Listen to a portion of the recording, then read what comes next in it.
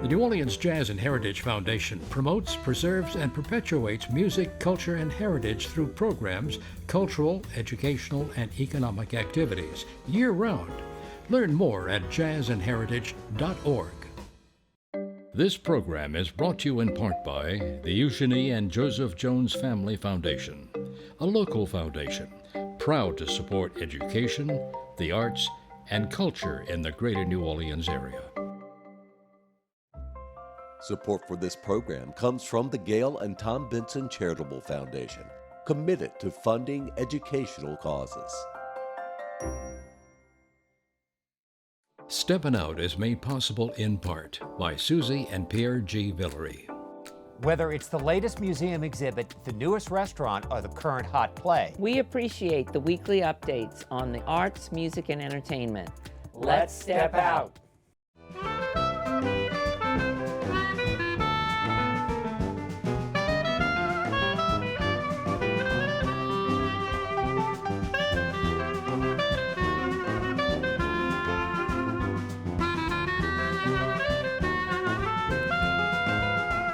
I'm Peggy Scott Laborde, and welcome to Steppin Out with news on local restaurants, the arts, and entertainment. In this very special edition, we'll reflect on the local dining scene over the last 20 years since Hurricane Katrina. Joining me, Poppy Tooker, host of Louisiana Eats on WWNO Radio. Hello. Hello, dear. Ian McNulty, food writer for the Times-Picayune, the New Orleans Advocate. Hello, sir. Hi there. And Dr. Brobson Lutz, longtime local dining aficionado. And Brobson, you were here during the storm. That's right. With Kenneth Holdridge, actually. He was there for a while. Long time, and we revered stayed English until professor. the water got turned off. Then we left for 3 or 4 days, and I came back to find what was still open, and it was very little. Now, what was open? What do you recall? Well, Johnny White's was open 24 hours a day. Johnny White's never closed. They got their ice from the National Guard, would come by and they'd give them a 6-pack of Because you really beer. couldn't use the water at that time, or everybody thought you could. Yeah, everybody thought that the water, when the water was turned back on, it had a lot of chlorine in it initially. It didn't cause any problems, but people were worried about it. Yeah. So you could get beer and soft drinks in Johnny White's, and then Molly's would open up in the late afternoon, and some of the employees at the Picayune would bring the paper by. And so people would go stash out at Molly's waiting for their paper. But the first white tablecloth restaurant was a pop-up from Stella's, from Scott Boswell's Stella's, that opened sort of behind where Stella was at that time on Decatur Street. And he even had his mother in town ironing the tablecloth. My goodness. Well, Ian, I know you went away for a while, but you came back as soon as you could and saw some stuff in terms of taco trucks and signs of people reopening. Tell us about sure, that. Peggy. The Katrina, for everything else that it did, it didn't actually interrupt the conversation that New Orleans has always been having about food and restaurants. It reframed it massively, believe me. But right from the earliest days that Dr. Lutz is talking about, people wanted to know what could open, what was coming back, because the restaurants and the bars are so much of the fabric of the community and the culture that people were so concerned about. Muriel's was another early one in the quarter. I remember that too. Muriel's. Yeah, that's right. With everything basically a giant question mark for New Orleans. How could people come back? Could they come back to their homes? What neighborhoods would come back? The restaurants, one by one, were providing the answers by reopening. And in some cases, that could happen with valiant speed in the first couple of weeks even. Portugal was cooking hamburgers before very long. The Let restaurant on Magazine Street opened with their full menu within weeks of Hurricane Katrina. Some of these things were mind-blowing in the context of the time, but for many other restaurants, especially in the neighborhoods that were badly flooded, that's a process that we would see carry on for years. And so as people came back to New Orleans, taking a look around, taking stock of what their city was going to be, they could already see that restaurants and bars were putting their chips down, were reopening, and I think it really made a difference for New Orleans people to feel like they could be New Orleans again. And Poppy, of course, we had some heroes, the John Folses, yes, rushing in to help. But, What I do have to say about that time that sticks with me is that I too was living here, but I was uptown, and you know, the Savvy Gourmet was there on Magazine Street and became such a hub. But I was always looking for some groceries. And I'll never forget the day I went to what was then, wasn't it the Superstore where Rouse's is now, on Chapatulas. And all I wanted was some butter. And I was standing there. It was dark in the store. It was very ominous. And there was a woman standing next to me, and she looked at me and she said, "I can't believe there's no butter." And I thought, oh my God, we're reduced to margarine for the rest of my life. Well, one thing we also have to remember is the late, great Tom Fitzmaurice, who, of course, you know, food restaurant critic for so many years. And early on, he started keeping count of the restaurants that were reopening, and it was almost a gauge of the recovery. I recall that, you know, very, very well. But I know you had a personal story with Leah Chase. Oh, well, you know, Dookie Chase. one of the things that kind of broke my heart was there was such a rally from the Southern Foodways Alliance around Miss Willie Mays because she had just gotten the James Beard Award and all of that. But it was like Leah around the corner was kind of forgotten. And through Jessica Harris, I connected with Leah in December of 2005. And so I kind of picked up the ball and started running with helping Leah Chase. And one of the first things, we had the first fundraiser because what Leah, you know, she would, because the walls were gone, and Leah would stand there and she would say to me, "Oh, Poppy, mold remediation. Every one of those syllables is worth a lot of money. That's where all my insurance money went." And so they had to have a lot of help to rebuild. And that was one of the things that John Folse really stepped up to do. And I know there's a picture of you and Ian at one of those early days. Well, you know, that was the first fundraiser. We threw it. People couldn't believe that Muriel's would turn over their restaurant to Leah for the day. You know, Kim Severson from the New York Times was shocked that another restaurateur would help another restaurateur in that way. And that's how on Holy Thursday in 2006, New Orleans got to have its gumbo zerbs because that was where our first fundraiser for Dookie Chase was held. Well, Peggy, I have to say, when we talk about heroes in the restaurant world after Katrina, I think the chefs and restaurant people really did step up, as I said earlier, symbolically to show the way that these businesses could come back and be anchors for their neighborhoods as they rebuilt. But it was also very practical for people who are dining out in that era, and I'm sure everyone at this table has a story about it. Going to a restaurant in the dark days of those first few months after Katrina, it really did feel like you were stepping into a hospitality space and out of the catastrophe and back into a community. That's what we saw at dining room after dining room and bar after bar.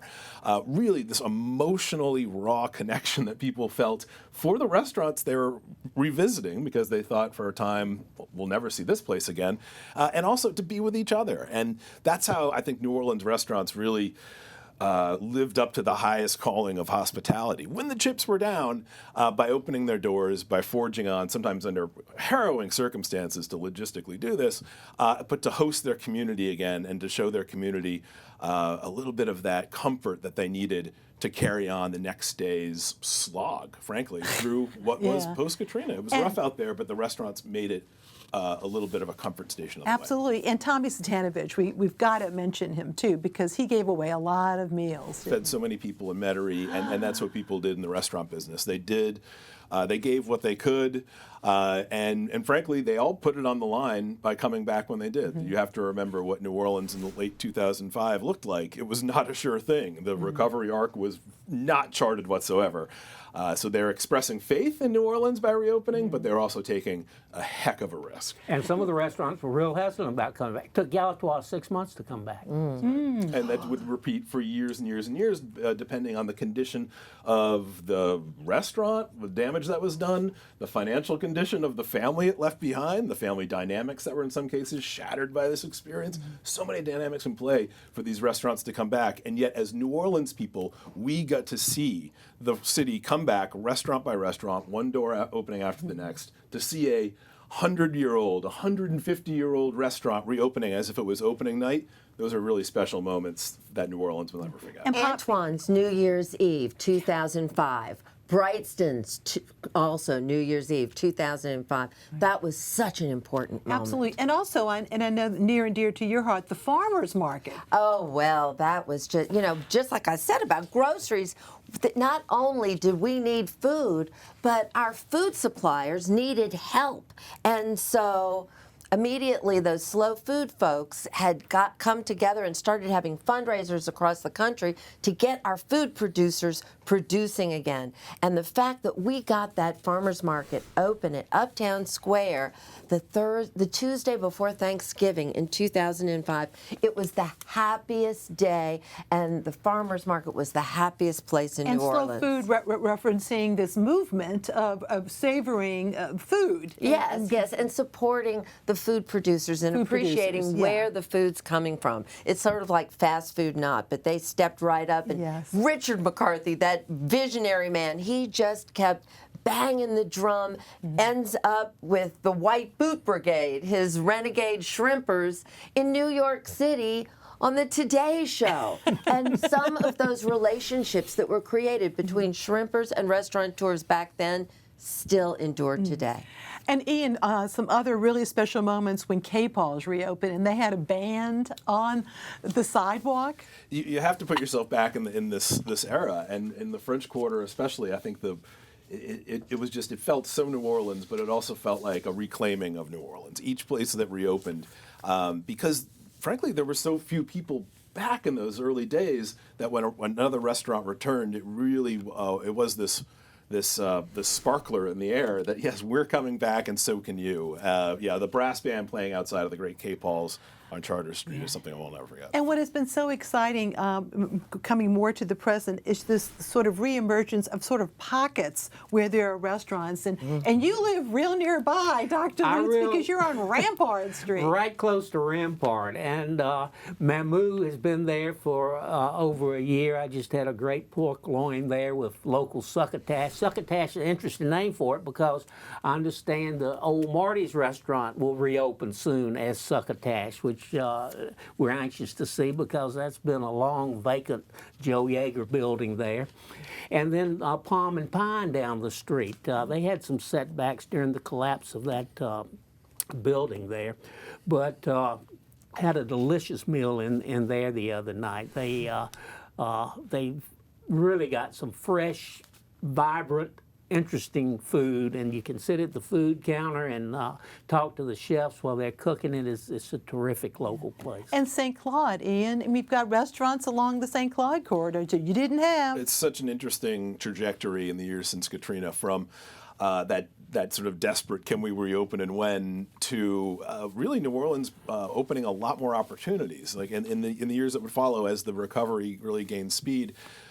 New Orleans drew more talent, more culinary talent, especially from around the country, and people who are homegrown had gone to other places in the country and seen new ideas. And so you merged that with the trends that were happening all over the country anyway, with the advance of the Food Network and more globally curious palates. It really opened up what a New Orleans restaurant can be. Palm and Pine is a great example of that, Dr. Lutz. It is a New Orleans restaurant through and through, but a very different one from what we consider a traditional New Orleans restaurant. And it's a type of restaurant we really didn't see much in the era before Katrina, but I think is representative of what we have now. And Poppy, the emergence of leadership in the restaurants, like the Besh Restaurant Group, the Link, Donald Link. Actually, Herbcent was a restaurant that was open early on too. Well, and Koshan was a new restaurant that Donald was brave enough to open. But when you talk about new food corridors, there hadn't been anything happening on Ferret Street for quite some time before Katrina. And then boom, Neil Bodenheimer, with his visionary ability and how he's multiplied, starting at Cure, the first business to be brave enough to open. And then my buddy Skip Murray bringing his hot dog concept from England where he'd been doing it for years, and there was Dat Dog in that little shed there on Ferret Street. And Ian, also the Vietnamese scene, dining scene, that has really exploded, hasn't it? Always a big part of the community, since the 1970s here. But I think it was as the next generation of the Vietnamese community came into their own, they started expressing their own ideas about cuisine from those trends that I just mentioned. When a more globally curious New Orleans palate was ready to embrace them as, in some ways, the next iteration of what Creole cuisine is, by blending and adding different influences from around the world of the people who come together here in New Orleans to create what Creole means. And I think that's a story that's still unfolding. But from sort of enclaves of a community before Katrina, I think Vietnamese food has really gone mainstream around New Orleans in the years since, as has Latin American food in general. Central American food in particular, with the explosion of the Latin American population in New Orleans post-Katrina. Let's not forget, these were the people who came here to rebuild, and the food came with them in the form of taco trucks you mentioned earlier. In some cases, I swear, before FEMA arrived, the taco trucks were on the ground.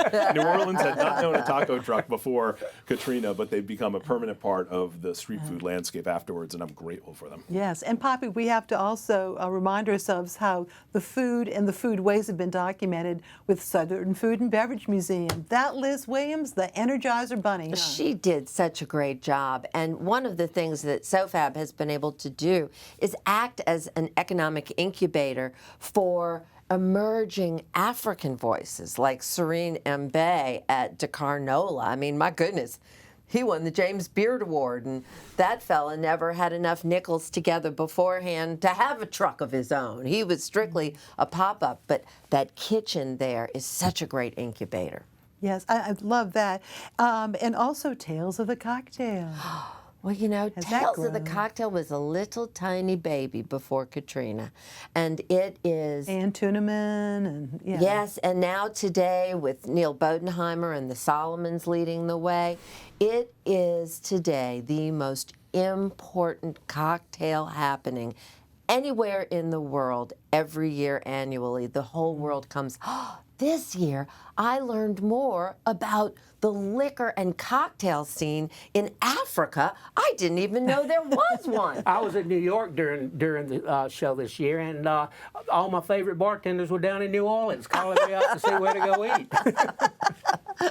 And I know, back to restaurants and the stalwarts, some of your favorite places, Galatoire's and Antoine's. Brobson, I know those are like your neighborhood restaurants, aren't they? They are indeed, and it's been a recent change at Antoine's. There's been Charles Carter has resigned. There's been a member of his family working there for 97 years, since 1927.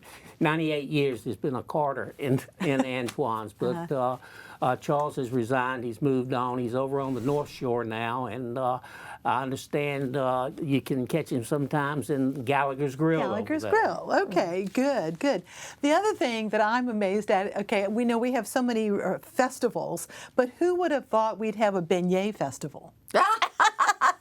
And then they're more, because if you're really from New Orleans, you say donuts. You really don't say beignets, right? Of course, okay.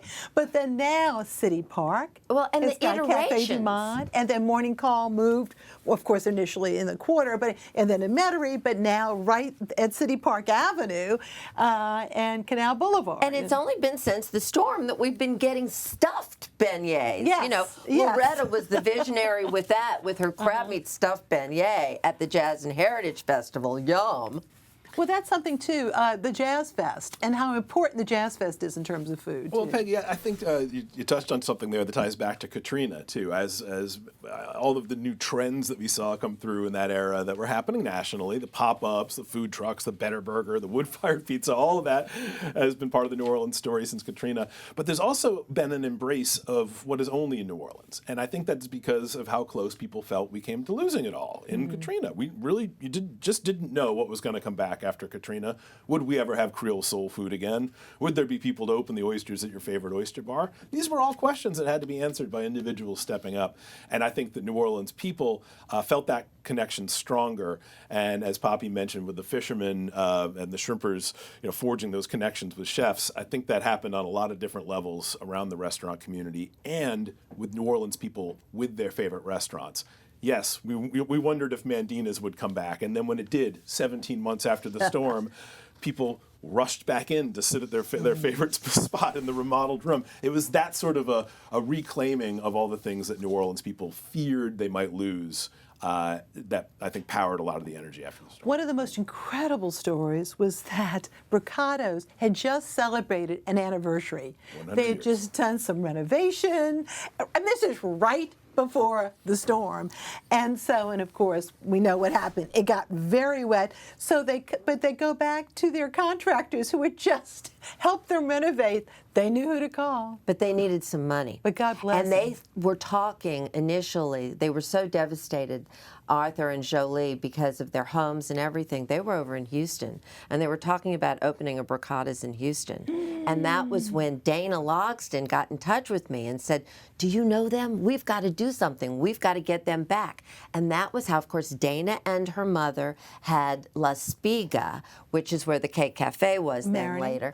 And so we had this meeting with Arthur and Jolie, and we all sat down, and with that Terra Madre relief money from Slow Food, this was one of my favorite deals because we got to help 2 people. So that money paid rent to Dana Logston and her mother for the use of La Spiga when they could not be there. The Brocadas used La Spiga to begin making cookies again, and that was how we had Cuccidati again for St. Joseph's Day in 2006. And that was really a big deal. That was my proudest nickel, watching it get spent for good in 2 ways.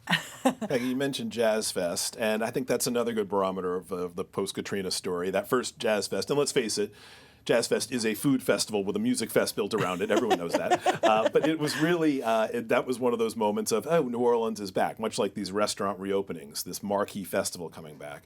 A chance for people who haven't seen each other, maybe, to come back together and ask that question, how'd you do? Where'd you go? How are you doing now? And it was, of course, with Cochon de lait po' boy in one hand and a Little Dizzy's gumbo in the other. But these other festivals that came along, you mentioned Beignet Fest, also Po' Boy Fest, now Fried Chicken Festival. That's right. These didn't exist pre-Katrina, but I think, again, these are more expressions of people saying, yeah, this is our culture. We love it. We want to elevate it in different ways. And I think that flows out of that energy of reclaiming and rebuilding New Orleans and pushing it forward. Yeah. Where else do you like to eat? That's a loaded question. Do you pretty much stick to the quarter?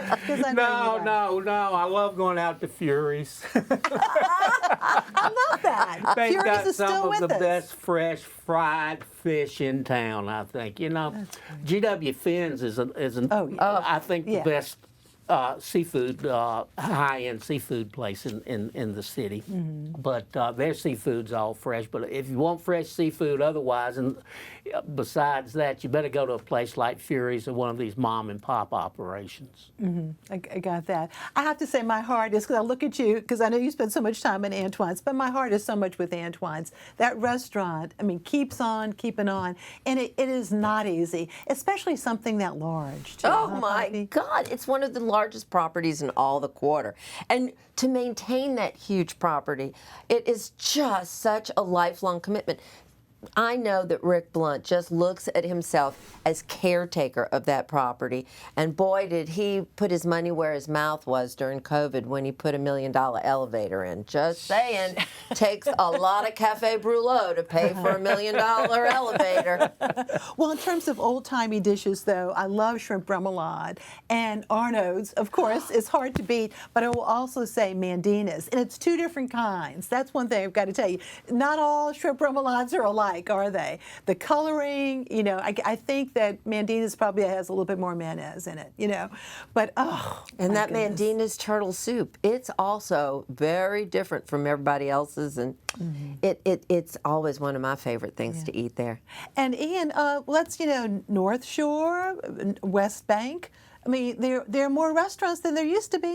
That is true. You mentioned the late, great Tom Fitzmaurice. His running count of restaurants opening after Katrina, he kept that going. And it was actually a gauge, he would say himself, it wasn't 100% accurate, but it was a gauge of the growth of the restaurant scene. And that is another big difference from the time pre-Katrina. There are, frankly, just more restaurants in New Orleans, not only of a greater variety and diversity, but of just a greater number. And it's something that people in the restaurant business have to contend with because they have more competition. That's a good point. But it does put a lot more on the table for us as food lovers here in New Orleans. It's powered, of course, by the growth of tourism, the 18 million visitors that our small city has over every year. But it really has changed the market dramatically. And if you look back 20 years pre-Katrina, places that were just corner stores or did not even exist have today been built out as restaurants and are just awaiting the next concept if one closes down. So this is constant change in the New Orleans restaurant scene. We have moved very fast. A final question. Where would you go for a good steak? I would go to the Steak Knife on Harrison Avenue. They're over 50 years old. It's a hidden gem, and that bar right there is that's basically Lakeview distilled to a martini, a wedge salad, and a really nice sirloin. I wouldn't go that far. I'd go to Crescent City Steakhouse. I was going to say, I might go to Crescent City or Steak Knife, too. I'm the renegade who's very fond of Mr. John's on St. Charles Avenue. Oh, yes. Excellent. Oh, yes. Well, wonderful. Great to once again revisit with you, and keep on eating. Bon appetit. Happy Thank you eating. for watching. Bye-bye.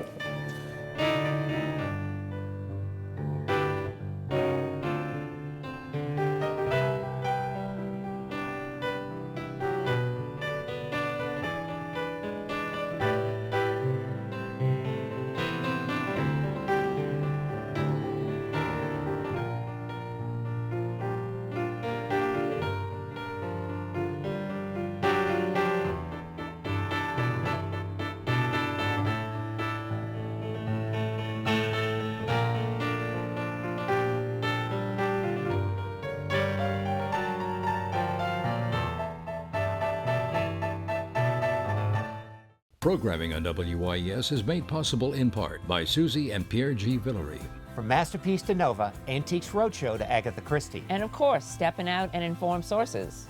We are pleased to support public television It's been our passion. for a lifetime.